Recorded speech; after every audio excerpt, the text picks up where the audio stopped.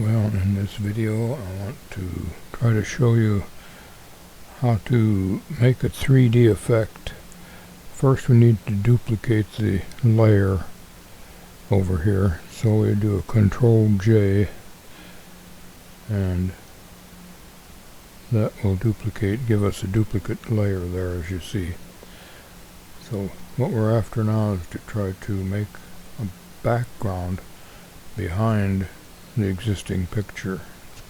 That's called a canvas. And to do that, we go up here at the top over to Image and down to Resize and Canvas Size, and we want to add a few inches to each dimension so that we have a bigger white background than the picture is. So we're adding about 5 inches to each of these two dimensions,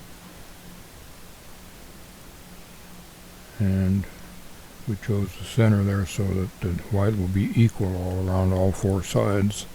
And now we have something for the 3D effect and the drop shadow to show on. So now we go up to Layer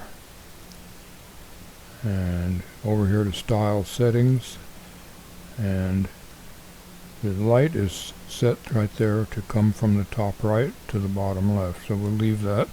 And now we'll click on Drop Shadow, and these 3 adjustments make the drop shadow. I like to do the distance first. Watch this picture there and you'll see the drop shadow appearing behind and a little bit below the picture.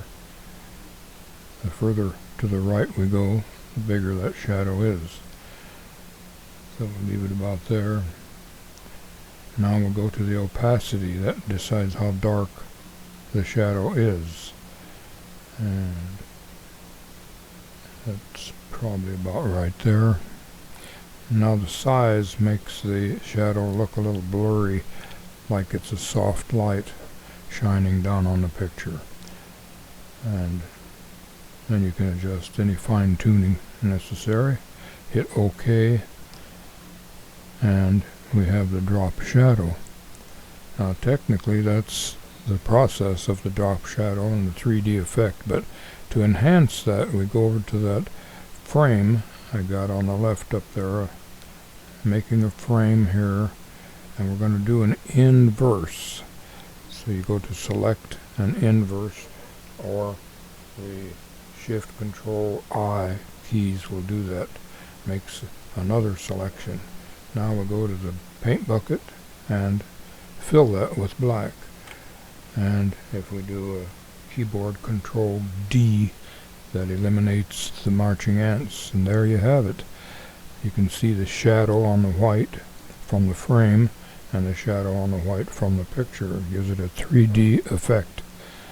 And to further enhance it, let's go to Edit, Stroke, and since we have black chosen, we'll go to OK. That added a light black line around the picture, helping it to separate a little further from the background. Now if you want to enhance a little more, we can flatten the image first, and we do that by going to Layer, Flatten Image. And now to do anything further we need to duplicate again, so do a Control J, and now we can go to Edit, making sure our color is the way we want it first, white. Now Edit, Stroke Outline, and it's set about where we want it, I think. So we hit OK. Now you see a very fine white line around the black. That helps to kind of separate. That enhances it a little bit. So that's basically how you can do a 3D effect with Photoshop Elements 2023. See the 3D effect there? Okay, hope you enjoy playing with it, and enjoy the capabilities actually of it.